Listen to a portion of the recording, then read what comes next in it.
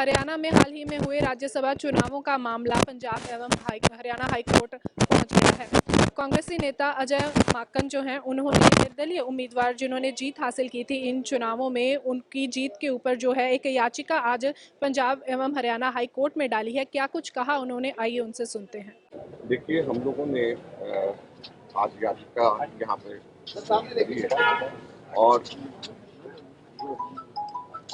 हमारा ये मानना है कि एक बैलेट जो कि रिजेक्ट होना चाहिए था उसको गलत तरीके से एक्सेप्ट करके इंडिपेंडेंट कैंडिडेट के नाम पे वोट दिया गया, जिसकी वजह से रिजल्ट में फर्क पड़ा।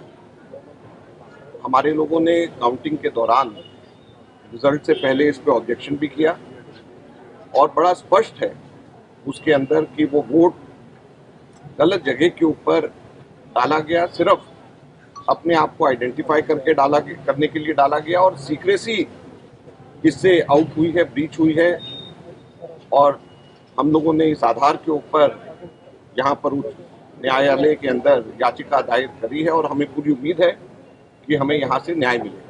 सर, वोट जो पहले वोट कैंसिल हुआ था, ये चर्चा आई सामने कि किरण चौधरी ने भी वोट आपके खिलाफ किया है और कुलदीप बिश्नोई ने आपके खिलाफ वोट किया है, तो क्या आप आइडेंटिफाई हो गए कि आपके पास किसका वोट है?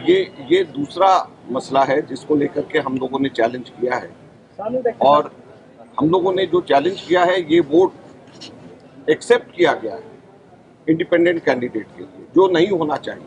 मैं बड़ा स्पष्ट कर दूं कि इस वोट का ये कांग्रेस का वोट नहीं है, ये इंडिपेंडेंट कैंडिडेट के नाम पे वोट दिया गया है, जो कि किसी भी तरीके से एक्सेप्ट नहीं होना चाहिए। हम लोगों ने उसके खिलाफ याचिका दायर करी। तो याचिका जो हम लोगों ने दायर करी है वो दूसरा मसला है और जो प्रश्न आप पूछ रहे हैं वो दूसरा मसला है। तो सबसे पहले तो मैं ये स्पष्ट कर दूं कि ये याचिका हम लोगों ने जो इंडिपेंडेंट कैंडिडेट के पक्ष में जो वोट पड़ा है वो गलत पड़ा है। हम लोगों ने इसके खिलाफ में याचिका दायर करी है, जिसपे हमें पूरी उम्मीद है कि हमारे को कोर्ट पूरा न्याय करेगा। सर, वो वोट तो कांग्रेस का ही है ना? कांग्रेस नहीं, वो दूसरी बात है ना, वो अलग वोट है। आप भाजपा जजपा और निर्दलीय विधायकों का कह रहे हैं आप जो वोट जजपा या निर्दलीय विधायक का किसी का है या हो सकता है भाजपा का है, हमें नहीं पता किसका है, लेकिन कांग्रेस का वो वोट नहीं है। जो वोट जो है वहां पर इंडिपेंडेंट कैंडिडेट को दिया गया और इंडिपेंडेंट उसको हमने पिटीशन में हमने उसके खिलाफ में हम लोग नाम मेंशन है उसमें इसमें पिटीशन में मेंशन नहीं कर सकते नाम, सिर्फ हम लोगों ने वोट और जो हमने ऑब्जेक्शन उस टाइम पे किया था उसको हम लोगों ने जिक्र किया। सर, राज्यसभा चुनावों को लेकर ऐसी कई पिटीशंस 6 साल पहले भी लगाई गई, नांदल साहब के टाइम की लगाई गई, लेकिन कुछ नहीं हुआ। इससे आप क्या एक्सपेक्ट? ऐसा है कि इसके अंदर कोई एविडेंस या ये बड़ा सिंपल लॉ पॉइंट के ऊपर ये हम लोगों ने लगाया है और जब ये ग्राउंड्स और ये आप लोग देखेंगे तो बड़ा स्पष्ट नजर आएगा आप लोगों को कि वो वोट रिजेक्ट होना चाहिए। जिस जगह के ऊपर 1, 2, 3 लिखा जाना चाहिए वहां पर उस जगह के ऊपर लिखा ही नहीं गया, उस कॉलम में उस जगह के ऊपर लिखा ही नहीं गया। तो जाहिर बात है कि जिसने भी वोट दिया है उसने अपनी आइडेंटिटी रिवील करने के लिए और सीक्रेसी ब्रीच करी। एक वोट तो इसलिए रिजेक्ट कर दिया गया कि उसमें 1 नंबर की जगह टिक किया गया, वो मेरे नाम के ऊपर वोट था। और दूसरी तरफ ये वोट रिजेक्ट नहीं किया गया जहां पर जिस खाने में होना चाहिए उस खाने में ही नहीं है, कहीं और दूसरी जगह के ऊपर लिखा गया।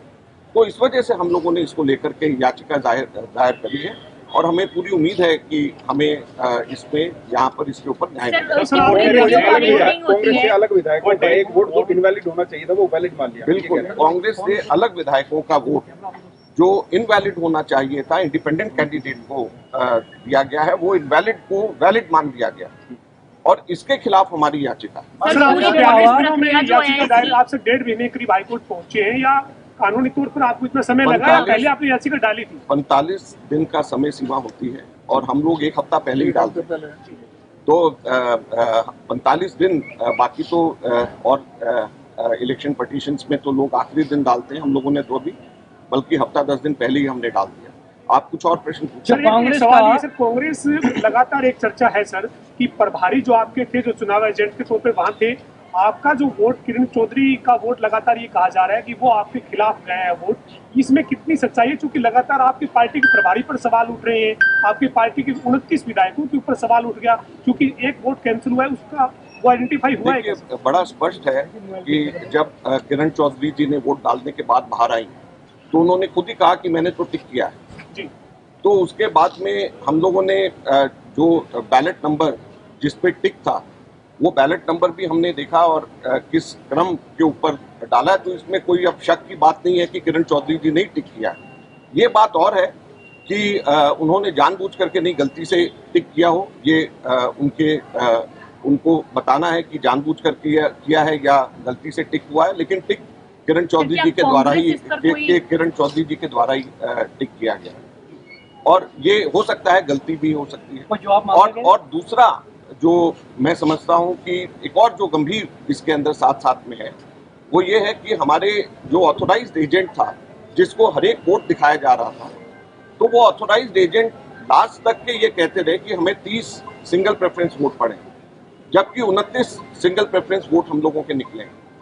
तो ये ऑथोराइज्ड एजेंट जो ये कह रहे हैं कि 30 निकले हैं और निकलेंगे हमारे और निकले हमारे 29, इससे भी हम लोगों को नुकसान हुआ, क्योंकि जिस वक्त शाम को Bharatiya Janata party election commission को पूरा इलेक्शन रद्द कराने के लिए मांग कर रही थी, उस वक्त हम लोग इस मुगालते में रहे कि हमारे तो 30 एक सिंगल प्रेफरेंस पड़े, क्योंकि जो हमारा ऑथोराइज्ड एजेंट है वो कह रहे थे कि 30 पड़े।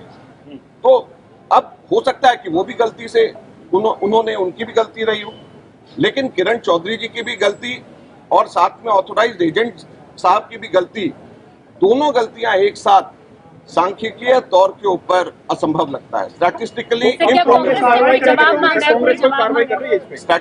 ये इम्प्रॉबेबल है। तो दोनों को आपस में बैठ करके अब बताना पड़ेगा कि किसने गलती करी और किसने जानबूझ करके किया है, क्योंकि दोनों की दोनों गलती नहीं हो सकती। तो इसके लिए बुला रहे ਮੀਆਂ ਮੁਰਾਦ ਅਲੀ ਜੀ ਖੁਦਾ ਦੇ ਘਰ ਦੇਰ ਹੈ ਅੰਧੇਰ ਨਹੀਂ। ਹਰ ਸਮੱਸਿਆ ਦਾ ਸਮਾਧਾਨ, ਸਮੱਸਿਆ ਜਿਵੇਂ ਲਵ ਮੈਰਿਜ, ਵਸ਼ੀਕਰਨ, ਕਿੱਤਾ ਕਿਰਾਇਆ, लॉटरी नंबर होवे या लोटो मैक्स 649। मेरे और मेरे पति के बीच में बहुत अनबन रहती थी, जिसकी वजह से मैं बहुत सारे तांत्रिकों से मिली पर मुझे कोई समाधान नहीं मिला। उसके बाद मैं मियां मुराद अली जी से मिली, जिससे कि अब मैं अपने वैवाहिक जीवन में बहुत खुश हूँ। ਪਹਿਲਾਂ ਮੇਰਾ ਲਵ ਮੈਰਿਜ ਨੂੰ ਲੈ ਕੇ ਕੋਈ ਵੀ ਕੰਮ ਨਹੀਂ ਬਣ ਰਿਹਾ ਸੀ, ਬਹੁਤ ਜਗ੍ਹਾ ਤੇ ਧੱਕੇ ਖਾਏ।